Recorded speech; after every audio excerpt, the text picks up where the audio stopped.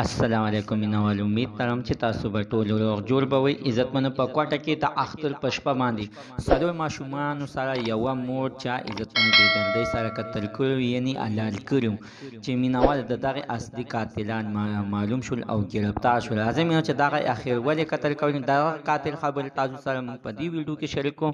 موږ سره د ویډیو تر اخره پورې وګورئ چې تاسو ته پوره معلومات در ورسېږي. دې معلومات نه مخکې زه تاسو ته د یادګي وکړم. تاسو کو چینل زموږ په دې سوپر کلک چینل کې نوي وئ چینل هم نوي سبسکرایب کړئ. مهرباني وکړئ تاسو زموږ د سوپر کلک چینل د سره سبسکرایب کړئ خوا کې ورسره د ټلۍ نشان ووهئ چې ښه یوه نوي معلوماتي ویډیو تاسو ته په اسانۍ باندې در ورسېږي.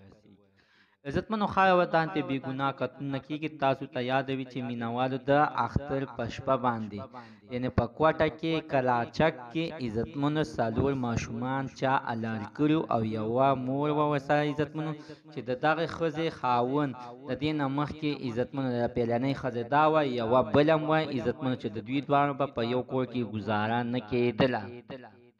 د دغه عزتمنو د دغه ښځې خپله بنه راپاڅېدلې ده. خپل لیورزي ته یې د یارانې لالچ ورکړی دی. ورته ویې ویل چې ته څه غواړې زه تا سره کوم او که ستا څه ته زړه کېږي هغه در سره کوم خو ته زما دا بند د مخې نه لرې کړه.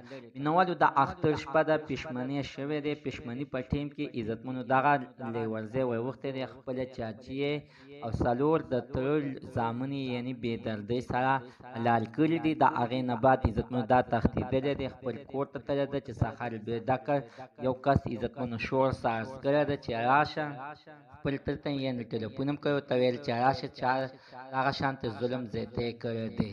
خو مینوالو د دغې خاوند ته د دې خبرې علم نشته چې دا زما دویمې ښځې داسې ظلم کړی دی.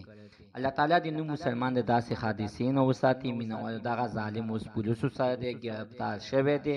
دله دې اخر کومه سزا ورکړل شي دا دې معاف نه کړل شي.